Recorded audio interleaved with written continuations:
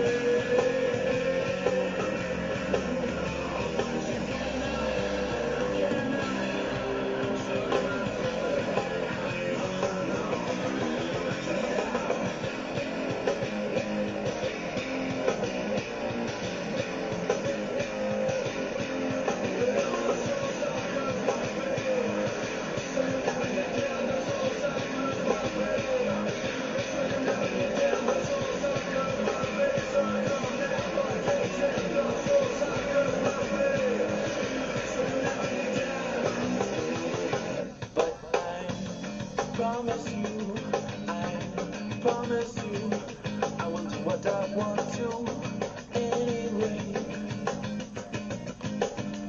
You're out of love, 'cause the souls that you serve, you're nothing, so I say,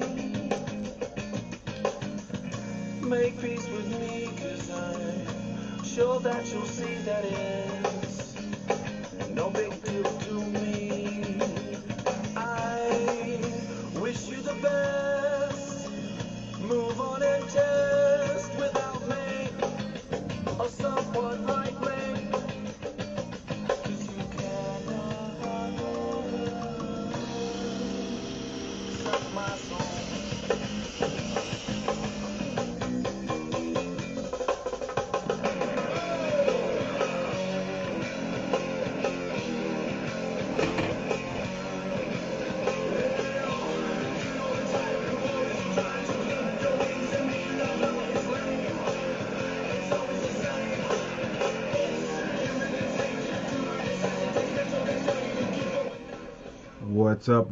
What's up out there, Vape World? How you guys doing tonight? Happy late 311 day to all of you in Vape Land. If you're not familiar, you should definitely check those guys out. They're my favorite. But we're not here to talk about that right now. We're here to talk about vaping. And as always, thank you guys for tuning in to Ask a Vapor. This is the March edition, so we're going to have all the latest and greatest that's going on, as well as another segment of common misconceptions. And then we're going to throw a little bit of new information out there at you, check out a couple of new things, and let you know what's going on at RVA Vapes. So, that being said, we do have a little comment question box chat session going on in the YouTube. So make sure if you have a question, drop it in there. And if I see it in time, I'll get to it before the end of the show. If not, you can email me or I'll try to get you an answer in the next day or two if I don't know offhand. Excuse me. I don't claim to know everything, but I do retain a lot of information, seeing as this is my job. And my whole purpose of this show is to share it with you guys out there. So we want to make sure you have correct information. That's the main point of this whole show. It's educational to give you the best possible information.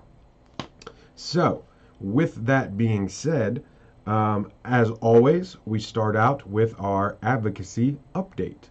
And this week, or rather this month, I guess I should say, it is literally hot off the press. I got the notification email this morning from our good friends at the VTA, Mr. Tony Abode. I hope I'm saying that right, Tony. If not, shoot me an email or a Facebook message and let me know. Um, for those of you that aren't aware, RVA Vapes helped form the Virginia Smoke Free Association, and that is our local state advocacy group here in Virginia. We're based out of Richmond, if you're tuning in from other parts of the world, which just happens to be in the backyard of Big Tobacco. And so we got together with a couple other shops around. Shout out to Jay and Bobby and Jan. All those guys are a big help with the VSFA. And we formed this state advocacy group to help fight for our rights as vapers and to help get the word out to our elected officials, as well as to spread the word to all of the vapers in the Virginia area that this is something we believe in, we're very passionate about, and we want them to speak up if they feel the same way so that we can make sure their voices are heard. If you're interested in that in Virginia, it's virginiasmokefree.org, and that will get you to the VSFA website. They do have consumer memberships, and they also have industry partner memberships. So if you build boxes, make coils, what have you, any of that good stuff in the state of Virginia, and you want to get on board, check that website out. If you're just a regular vapor that likes to vape and doesn't have any other ties to the industry, they do offer the consumer memberships, which are a great deal.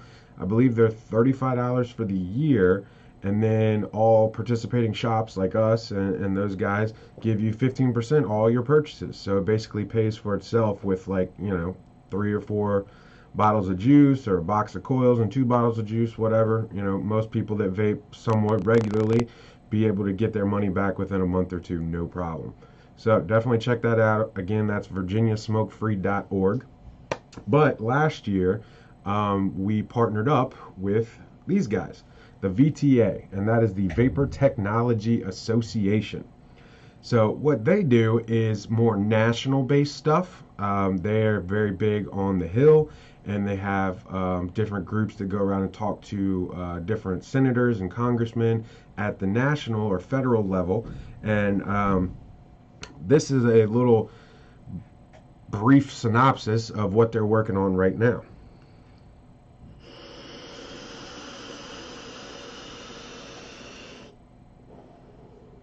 Sorry if that was loud in your ear. But the email that I got today, I'm just going to go over some of the finer points with you guys while I've got this slide up here. So this is what they're using right now. The House Agricultural Appropriations Bill is the language that they've been able to fit what used to be called the Cole-Bishop Amendment into. And they're calling it Section 753 of the House Agricultural Appropriations Bill. Now, this has been attached for the last 2 or 3 years, but it has never actually made it to both houses to vote.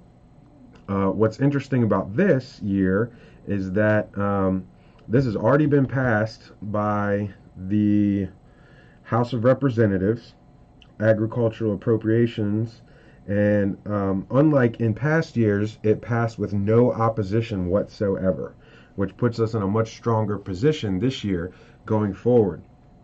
Some of the other stuff that they do is they're working right now to kind of change the narrative. This is the first time a positive PR campaign has been run in the United States with regard to vaping. And what they're doing is basically they wanted to make sure that people in Congress knew that the Cole-Bishop Amendment includes multiple provisions to keep the products out of the hands of minors and insulate minors from advertising. And you see that right there in the first 2, 3, 4 different sections, 5 different sections of the Agricultural Appropriations Bill, Section 735 or 753. Because one of the big things that they're using in mass media and different forms is that vaping is a gateway for children to get into smoking, which I've never really understood because that seems kind of bass backwards to me.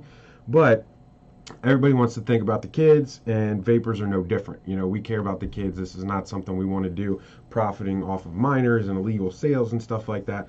So one thing that they really want to make known is that a big chunk of this bill is to insulate and protect minors from being able to have access to vapor products, tobacco harm reduction, whatever you choose to call it. So that's a big thing to note. And they did this with a social media campaign over the last couple of weeks, where they actually reached more than 2.1 million users in the last 2 weeks alone, through different like Facebook ads. What else does it say here? Blah, blah, blah, blah, blah. Facebook ads, Twitter, and something else. Oh, and website. I'm sorry. They used some different websites to advertise on. So that was really cool. 2.1 million hits in 2 weeks is solid. The next part is what they call in the field. Now, they picked 10 target states initially, and I believe Virginia was one of them because we work fairly closely with those guys. And they worked with the State Vapor Trade Association, like Virginia Smoke Free. And what they wanted to do is, their message was that Congress needs to work as hard as we do, as people in the vape industry, to keep this stuff out of the hands of minors. And that was really their main talking point. So they want people to understand that we are responsible and that this is a legitimate industry. We just need a little bit of breathing room from what the FDA handed down a couple of years ago. And the last part of this is their phone to action center. And I believe it's either through their website on mobile browser, or it might be like a add-on app. I'm not 100% sure how it works, but it pushed 4,500 new messages to members of Congress this past weekend alone. They did a in-store campaign called Save Vapor Saturday, and worked with a lot of retailers and different vendors in the industry to really help push this narrative that this is a big deal. And if we've been talking about it for years, but realistically, if we don't get this passed, this is going to be a big problem for all of us as vapors. So they really wanted to get the message out there, and let people know that if you believe in vaping and it's helped you in any way, or anybody that you know, or any family members, we really need to make sure we let our elected officials know this, because they're waiting to hear something. And if you don't call them and tell them that they need to save vaping, then somebody else is going to call them and tell them to build a bridge or put a flag, or whatever it is that they do when they're not writing legislation. But here's the biggest part, guys. Either today or tomorrow is when this bill is scheduled for vote. So I know you guys have heard me talk about this a lot, as far as we need to contact our elected officials and let them know that we really need to get this on the ball. This is like the 11th hour right now. So, this is what's up on your screen right now is the wording that they have submitted, and that has made it through the House. Now we just need the Senate to pass it, and hopefully it will make it into the final bill when it becomes time to fully accept or adopt, whatever the terminology is. But we need to make our voices heard now louder than ever, because today or tomorrow is it. And if we can't get the 753 passed through as it stands, it's going to be a long road ahead for any vapor that wants to continue to have access to the products that they've come to love and come to depend on. So if you want to get more information from the VTA, their website is savevapor.org. But they have links on there that you can click and send an email to your elected official, whether it be state or federal. We want to reach out to everybody we can in the next 24 hours and really make sure that they understand that we're serious about this, and this is something that we are willing to vote them out for if they're not going to do what we believe is the right thing to do. Because at the end of the day, they could say whatever they want to say. Every one of those guys up in Washington works for us. So we have to let them know this is what we want, and hopefully they will make it happen. So, going forward, that is that. Where are we at? Here we go. Boom. Yes. So, the wording as it stands right now, number one, ban print advertising in all but adult-only publications. Number two, ban self-service displays, thereby requiring face-to-face sales. Number three, ban sale of e-cigarette and vending machines. Number four, ban e-cigarette kiosks. Number five, require labels to boldly warn to keep out of reach of children. Number six, require labels to boldly warn underage sales is prohibited. Number seven, require labels to state accurate nicotine content. And number eight, require FDA implement standards on flavors within 12 months. So that's the bill as it stands. There's also some wording in here somewhere.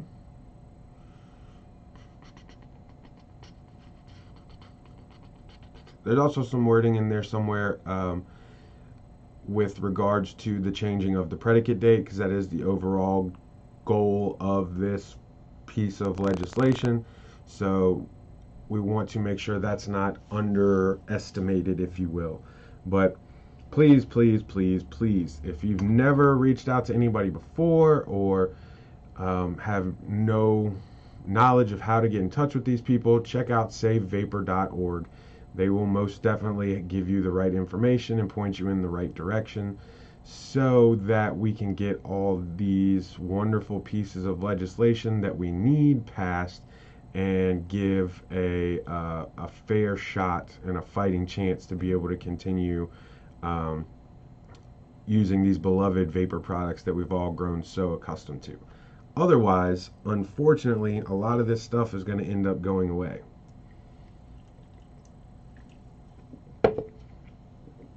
And I can rebuild, okay. So honestly, me personally, it wouldn't really affect me nearly as much as somebody that depends on a sub-ohm tank, because sub-ohm tanks were not available prior to 2 years ago. And if this deeming regulation pushes the clock all the way back to 2006, I wasn't even vaping in 2006. So that tells you how bad this is going to be if it doesn't get pushed through.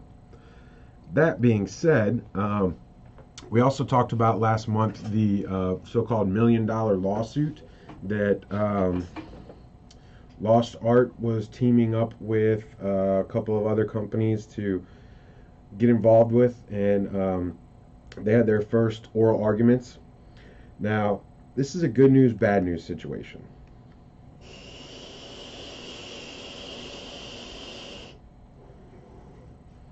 The good news is they ended up winning that lawsuit. The bad news is the judge put a restraining or a gag order, the judge put a gag order on the release of documents, or the, what they call it, discovery. So all of the information that they were fighting to get, they cannot share with the public. So I'm not 100% sure. Wow, that was really, really loud.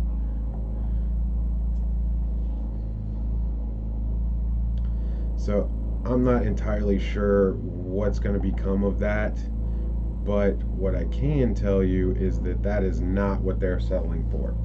That's not going to be okay with the powers that be that were pushing this lawsuit through. So that's not over yet, even though they technically won their lawsuit. They get the information from the FDA that they used in order to write up or come up with this deeming regulation. But getting it into the hands of the public was really the main focus, if you will. So I'm not 100% sure that having it left underneath a gag order is really going to last very long with regards to what they were looking for overall. All right. So, it doesn't seem like there's any questions about any of that advocacy update. So, we're going to move it right along into our next segment, which has been named many things over the years, but at this point in time, we're calling it Common Misconceptions.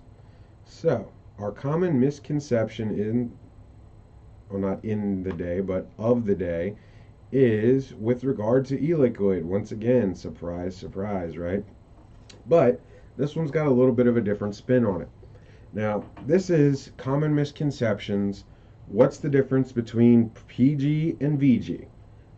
We get this question asked somewhat frequently, and to put it out there in a little bit of a easier digestible format, we came up with this little graphic here that shows you some but not all the things that you want to take into account.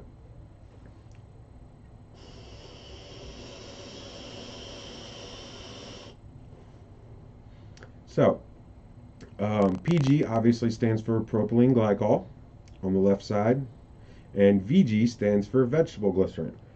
Now, you can see the little dots kind of indicate more or less on each side there, but we're going to go step by step here and kind of break it down a little bit. Popularity, I think, is backwards, honestly. More people are going towards like the 70-30. Well, hang on, before I even get to there, 99% of the e-liquid that's on the market has both of these two ingredients. There are a few companies that are advertising or selling 100% VG liquids, and it's not to say that that's impossible to do, but the amount of companies that make flavorings that use PG as their base for their flavorings is 99.9% of what's available on the market. So, to say that you're selling 100% VG liquid that has flavoring in it is a bit of a misnomer, in my opinion, but it's not impossible. I have seen a couple and talked to a couple people that have done that, but the majority of what you're going to find in your local vape shop, your favorite website, whatever the case may be, is a mixture of these two ingredients. So, that being said, they all have different degrees, or what we call ratios, of PG VG, and that's kind of the most common is the ratio thereof. So VG is definitely on the more popular side nowadays. I think this is a little bit of an older graphic that I was able to snatch, but most people prefer higher VG liquids because it's smoother, but you also get more visual vapor production off of it. So that first part I would just kind of ignore. Now, the second part, viscosity. Now, viscosity is a term that refers to basically how thick the liquid is. So, for example, if you buy maple syrup, let's say, and you leave it sitting in your car overnight, it turns into a really thick liquid, almost syrup molasses type of, almost like mud, if you will. And the fact that it's very thick and syrupy and less liquidy. On the inverse, if you put the maple syrup in the microwave and heat it up, it then turns into an almost liquid-like substance. And that's what viscosity is. Viscosity is thickness of the liquid, as it were. So the more viscous something is, the thicker it is, the more like the cold maple syrup. The less viscous it is, the more like water or the warm maple syrup that it's going to be. So, with regards to PG VG, VG is a thicker, more viscous liquid, so the more VG it has, the more vegetable glycerin your e-liquid has in it, the thicker it's going to be. So that's why sometimes you see people kind of tilting bottles back and forth in the vape shop or wherever. They're looking to see how viscous or thick the liquid is. Because after you do it long enough, you can kind of rock a bottle back and forth and be able to tell generally how much PG or VG is in it. Not always, but from a very vague standpoint. And the more liquidy or water-like it is, the more PG it's got in it, or propylene glycol. Therefore, it's going to be a little bit more like your warm syrup. Now, gunk buildup. This is referring to like how it performs on the coils, because we talked about last month, different liquids do have different reactions or adverse reactions to your coils, meaning that some liquids help your coils last longer. Some liquids help your coils burn out faster. And this is kind of a difference between the two. I don't know that I necessarily see a whole heck of a lot of difference unless it's a super, super thick VG like 9010 or 95.5, which are very, very thick VG based liquids. But there is a slight difference there. You know, obviously the VG being the thicker of the two, the thicker it is, the harder it's going to be to wick and things like that. So I could see some truth to that. Allergen risk, that's really on a case by case basis. Any vapor that has vaped for more than a week or two will know if they have any kind of allergy to PG. I've never met anybody that has a VG allergy.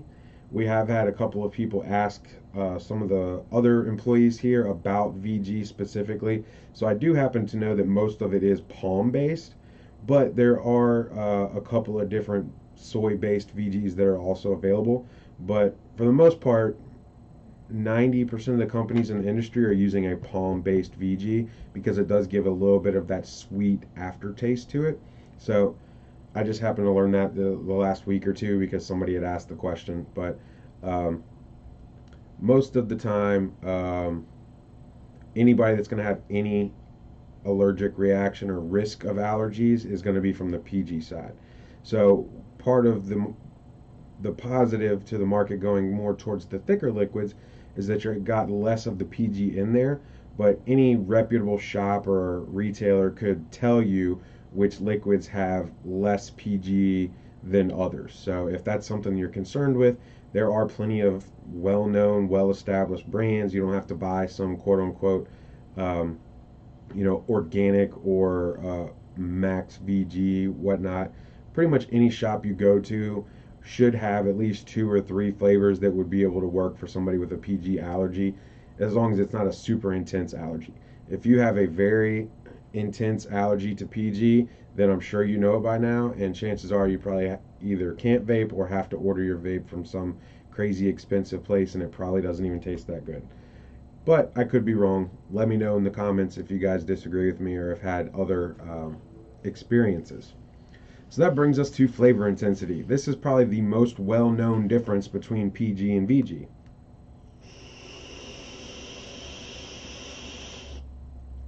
Now, flavor intensity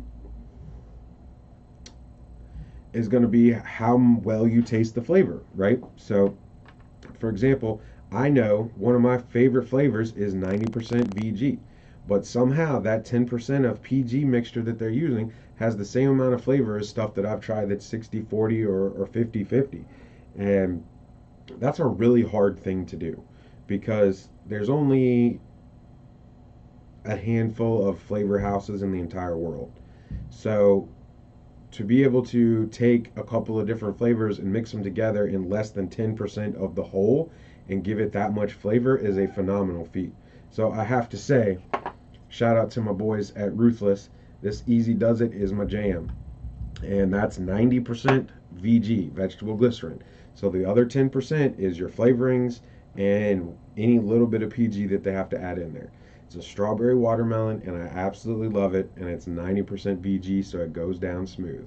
Normally, your higher VG flavors, like your 80 plus VG, have a very mild kind of mellow flavor to them because it is very hard to get the flavor to translate through the VG or the vegetable glycerin, but it can be done, as with example with Ruthless. They have a number of different flavors that are above 80% VG, but still have a very good amount of flavor to them. I lost my spot. There we go, Throat Hit. Throat Hit is probably the other one that's most well known with the PG-VG ratio, because back in the day, pretty much all liquids were made in a 50-50 ratio. And the reason for that is because it gave you a lot of intense flavor, but it also gave you a little bit of a throat hit. When we were using older style like cartomizers and CE4s and K-Funds and stuff like that, you weren't getting nearly as much vapor as you are with sub-tanks and, fire loop meshes and things like that.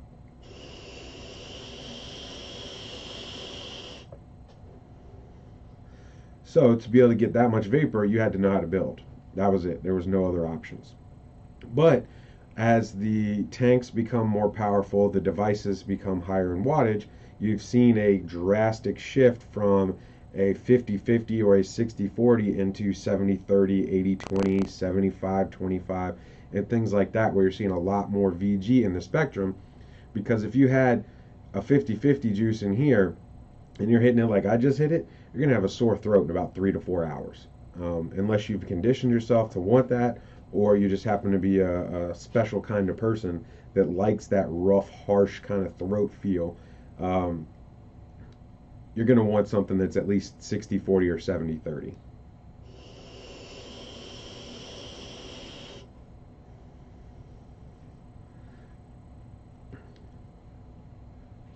Then we've got vapor density, and that's the most well-known of all of them. The more VG or vegetable glycerin is in the liquid, the more of that actual vapor you will physically see. So you could tell by looking at this, this has got, what, 70% VG, maybe a little bit more? 70%, yeah, it's a 70-30. That's kind of become the new standard in my opinion. So the vapor density has gotten much thicker, but you also may have noticed some of the flavors are getting more subtle. So that's why people are vaping it at higher and higher wattages to be able to get more of the vapor, which in turn becomes more of the flavor. Now, the last one you see down there is a new one on me. I just learned this today, that the PG actually heats up a little bit faster and has a little bit lower of a flash point. So if you like a warmer vape, the more PG that's in it, the easier it is to warm it up. Which makes sense after I thought about it for a while, but when I first noticed that, I was like, really? That doesn't really make a ton of sense. But then when I started playing with it and looking at the stuff, it did pan out. So if you like a warmer vape, go with something like 60-40 instead of a 70-30. And it'll be a lot quicker to warm up, and it'll feel a lot nicer to you. So the last one is the one that I really want to stress the most, because this is where you've seen the technology change in the actual devices and tanks and things.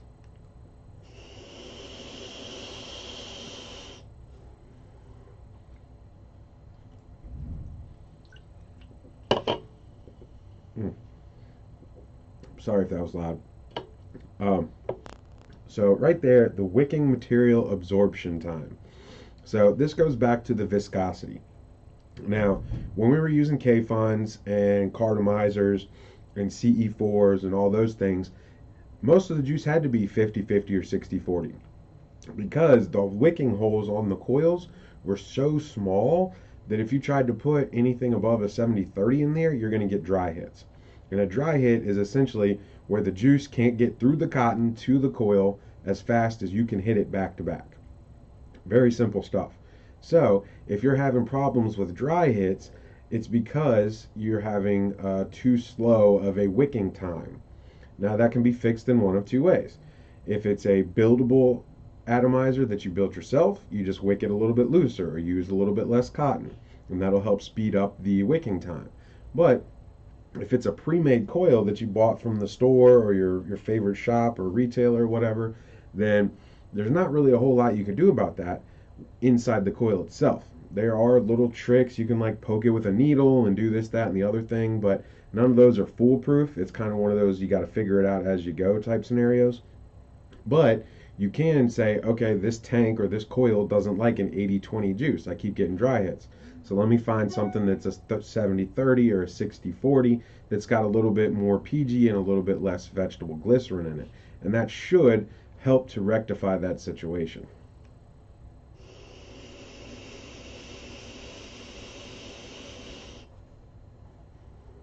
So, I'm glad to see that everybody's on board so far. I was trying to come up with a topic, and my partner Noel actually came up with this one.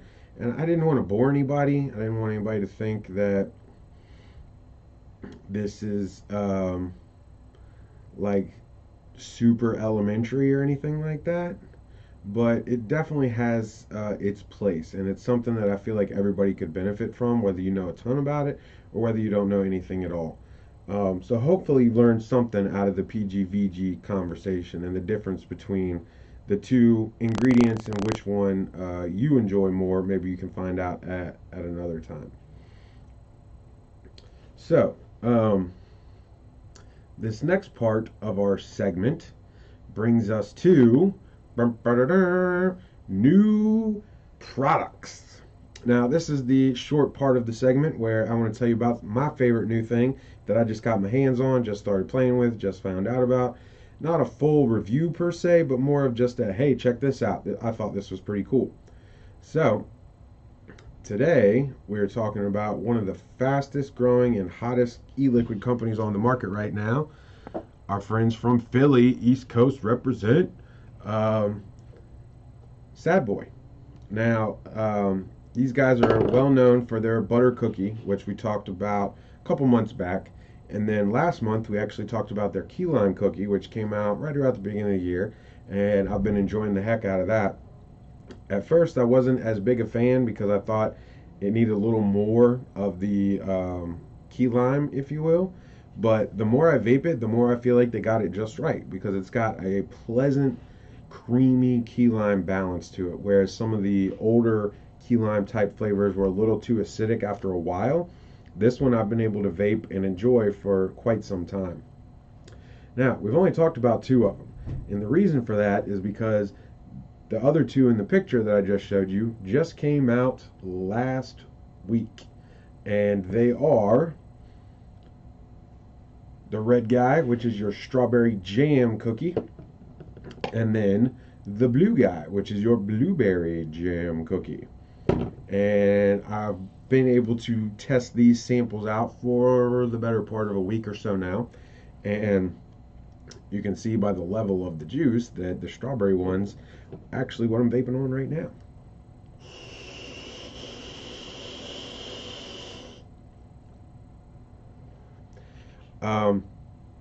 I have to say that the strawberry jelly or jam part of this is very similar to the way it's balanced in the key lime cookie.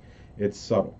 So you do get a good amount of that sugar cookie that they've seemed to perfected or put in all their base. But it's got a nice like strawberry jelly jam accent to it. But it's not overly sweet, and that's what I really like about it. As some of you may know, we used to sell a flavor called Twonk, which was a strawberry jelly donut, and it was one of our hottest selling flavors for over 2 years. But unfortunately, the manufacturers decided to discontinue it, so there's nothing we can really do about that. But if you like that flavor, I would definitely check out the strawberry jam cookie from Sad Boy. Now, you're probably sitting there asking yourself, well, where do I get this, Chip? Well, we're going to talk about that in a minute.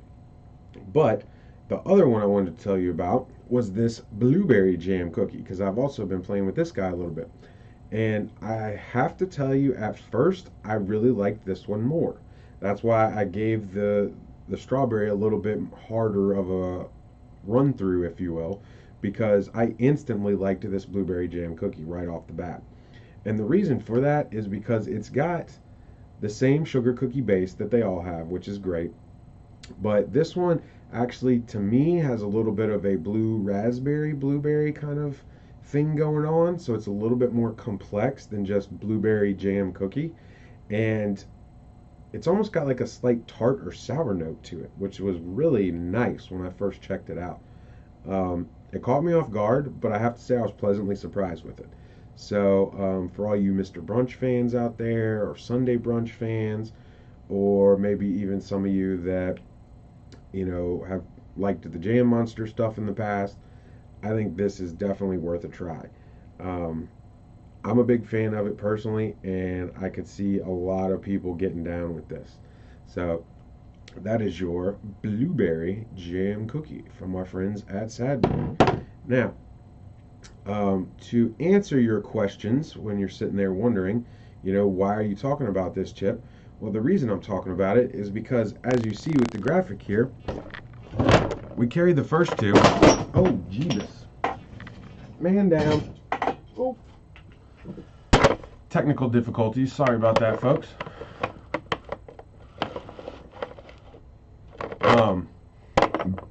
We carry the first two, and the middle two, the strawberry and the blueberry jam, just came out last week, but they will be at RVA Vapes. So if you're interested in them, you can check us out online at www.rvavapes.com, or you can tune into our Facebook page, which is facebook.com/RVAVapes.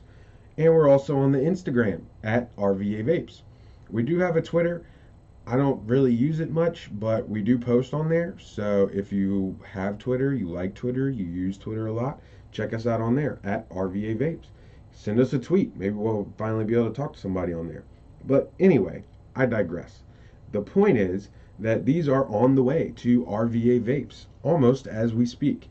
And the reason for that is because this weekend we are going to our local St. Patrick's Day event called Shamrock the Block. So if you're in or around the Richmond, Virginia area, please stop by and see us. We're going to be in a tent out there with all of our green stuff on, and we're going to have all kinds of goodies going on. But more importantly, we're going to be celebrating St. Patrick's Day. So come on down. It's going to be a good time. It's on the boulevard, I believe. So it starts about, like 11 noon, something like that. You can check out their website and find all that stuff out. I'm not promoting their shit. But we will be there. So come on down, and you may even be able to try some of this Sad Boy Blueberry / Strawberry Jam Cookie. But more importantly than that, the following Saturday, March 24th, we are having a March Madness party. And some of you may know I'm a bit of a basketball nut, and especially when it comes to college basketball, especially in March is my favorite time of year because there's literally college basketball on all day, every day, starting in 3 days or something. So we normally do a bracket tournament situation at the shop here and let all the customers fill out brackets and tune in and all that good stuff. But I quite honestly don't have the time to score everybody's brackets this year. So what we're doing is we're going to let the first round kind of slide on by. And for the second round, we're going to be watching the games at the shop. We're going to have new Sad Boy that you guys can try. We're going to have a new line called Revenge that's very, very tasty. If you like fruity flavors, definitely keep an eye out for that one. And we've also got some stuff from our boys at Transistor. Shout out to the Chicago 311 fam. We've got a new flavor from Keep It 100 that we're not going to tell you what it is, but it's delicious. And we're also going to have some Cookie King in the house. We were definitely not fans of Candy King when it originally came out. I'm going on the record. I'm setting it straight right now. But they did the right thing. They took all those labels and redid them so that it wasn't completely ripping off candy anymore. And because they did the right thing, we decided that we're going to do the right thing and support them because a couple of those flavors are really good. So we will have some brand new flavors, 10 altogether. 1, 2, 3, 4, 5, 6, 7, 8, 9.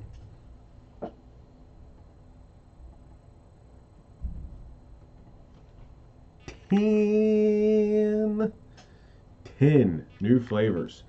Saturday, March 24th. Basketball themed events, activities, and games. There may even be a Pop-A-Shot in the building. We don't know. It's going to be madness. That's all I can tell you. But for those of you that aren't in the Richmond area or in the East Coast or Mid-Atlantic or whatever, you're more than welcome to jump in your car and drive 2 or 3 days.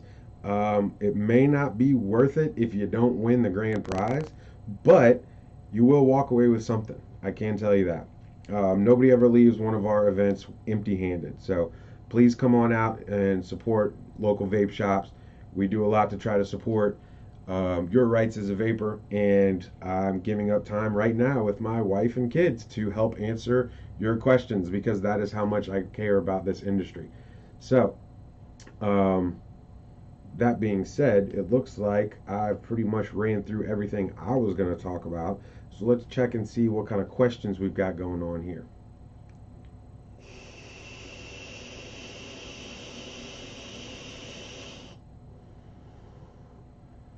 All right. Okay.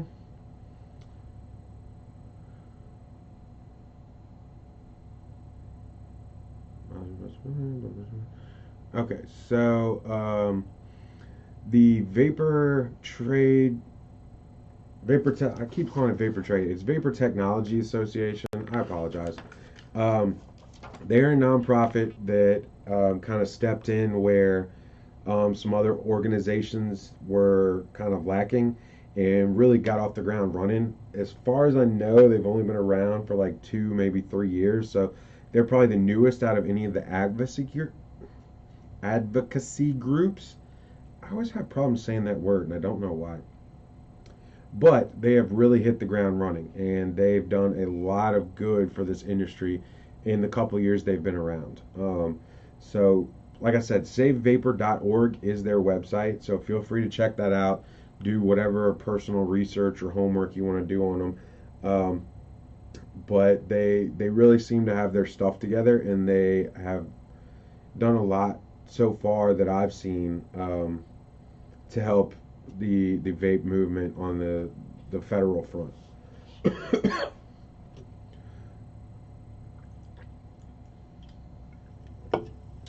Hmm.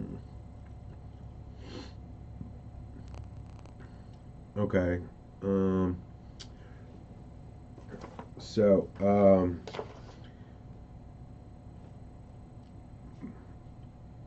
if you don't know the PG VG ratio of your favorite liquid, there's not like a go-to authority per se, but most of these companies have started marking it on their bottles. Not all of them do, but a majority of them are.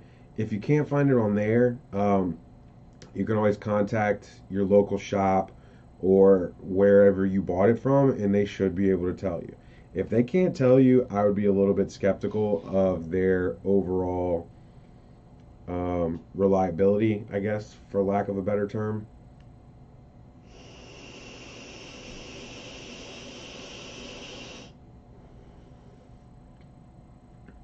Okay. So I'm not a doctor. I don't claim to be. I have no medical training, not even on TV or YouTube. But most people know fairly quickly once they start vaping if they do have a allergy to PG or VG. Um, I can tell you some of the symptoms that I've heard of, but we're already starting to get into an area that I'm not really sure I personally should be, giving you medical advice per se. Um, but the main thing that you want to remember, and I may have glossed over this on the slide, but um, the most people can feel like if you have a PG allergy, you would probably know already, and you wouldn't be asking me. But one of the things that's very commonly misinterpreted as a PG allergy is dehydration, because vaping does the PG in the vape does dry you out a little bit. So if you don't drink water or you don't drink a lot of water and you've been vaping, especially like sub-ohm tanks and like higher output clear misers and atomizers and stuff, you definitely want to increase your level of water consumption and see what that does for you. Because I can't tell you how many times we've had people walk in here. They're like, I think I'm allergic to PG, blah blah blah, and they tell us the symptoms or how they're feeling. And again, not a doctor, not giving medical advice, but we'll say, well, do you drink a lot of water? No, not really.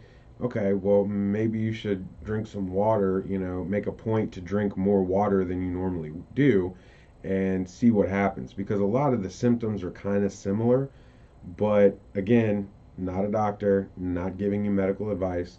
Um, just want to encourage everybody out there to stay hydrated.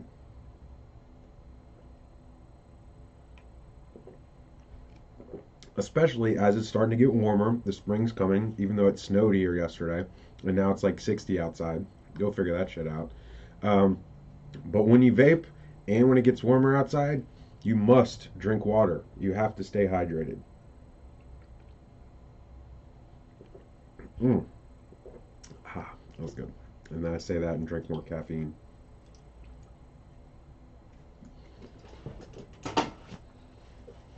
All right. What other questions can I pop in real quick? No.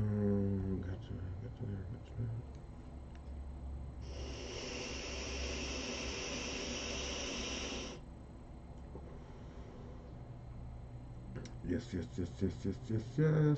Okay. The Sad Boy officially comes out on the 24th at the birthday party, or birthday party at the March Madness party. Um, if you like basketball, if you have a basketball jersey, please wear that. We're gonna have some games.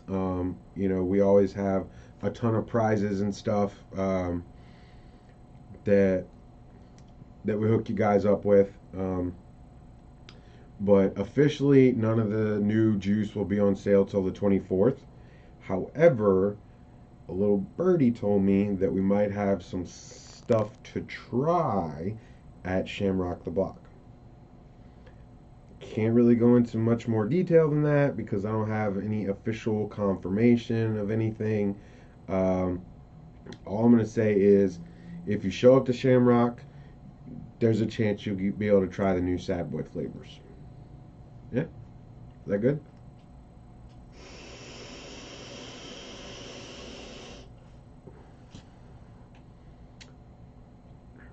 Oh, yes. Okay. So aside from the VTA, SaveVapor.org, if you're a member of CASA, which is the consumer... I was talking to somebody about this earlier today, so hang on a second.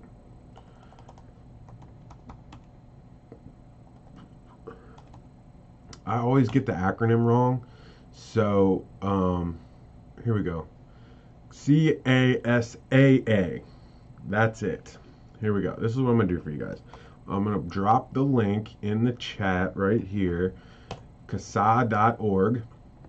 So you can go there, and that is 100% consumer advocate group, specifically for smokeless and smoking cessation, smoke-free alternatives. That's what it is. Consumer Advocates for Smoke-Free Alternatives Association. Now, they probably have been doing this the longest as far as, trying to work with elected officials and things like that. So they have really good links and really good information about certain health aspects of vaping that we're not allowed to talk about. They have all kinds of great links and they're collecting testimonials to give to your elected representatives. They have links to how you can get in touch with them very easily, letters that you can send them that are already worded out by their legal team and all kinds of good stuff. So if you don't do anything else, please go on CASA because they are the best and easiest to use resource for smoke-free alternatives or tobacco harm reduction, whichever way you want to call it. They both work for me personally, but check those guys out. They have a wealth of knowledge and information on how to talk to your elected representatives and get all the stuff that you need to make sure that your voice is heard up in DC there.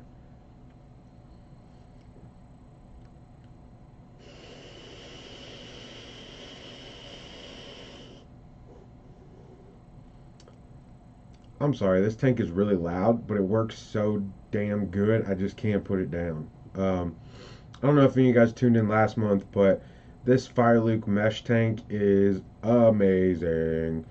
Killer flavor. I've had this thing for over a month, and I'm still on my same box of coils that I bought when I first got the tank. So it's been almost 2 months, I think, and I'm on coil number 4. I think there's one still in the box. So yeah, 4. Coil number 4, almost 2 months.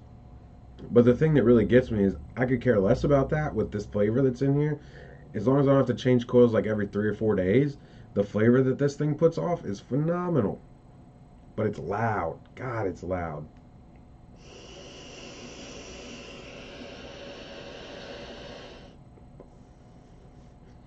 That was probably still loud, but anywho, sub tank of the year. It may only be March, but I'm calling it right now. Unless somebody can figure out a way to make mesh better than mesh, got me. I've honestly thought about picking up another one just so I can do 2 different flavors and not have to just keep running through the same coil with like 3 or 4 different flavors. But it's absolutely phenomenal.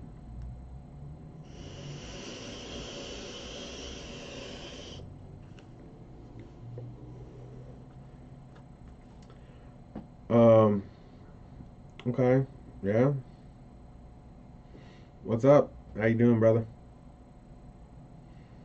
Well, I think that about wraps us up for today. Again, if I didn't get to your question, go ahead and drop it in here. I'll check back over the next day or two and make sure I get to everybody's questions. Other than that, we got reviews on our channel here every Saturday. So if you haven't checked any of those out, please do.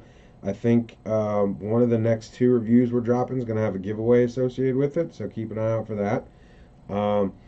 We did announce last giveaways winners. Normally we do it for this show, but I did it a little bit early last month because we had some stuff going on here.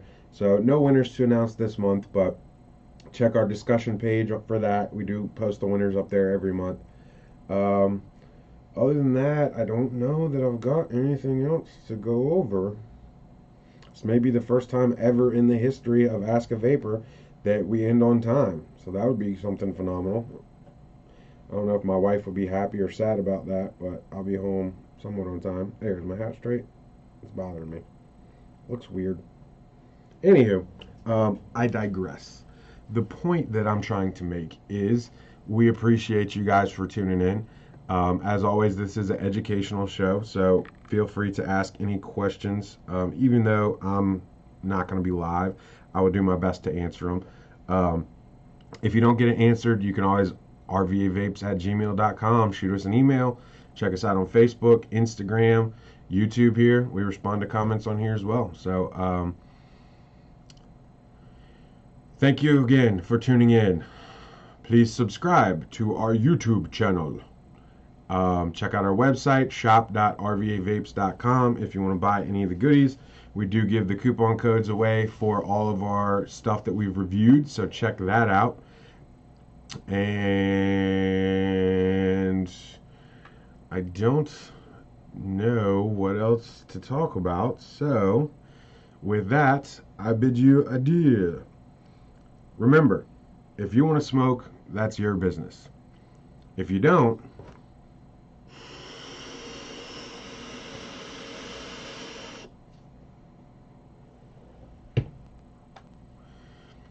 then holla at us. Say word, son. Say word. Say word, son.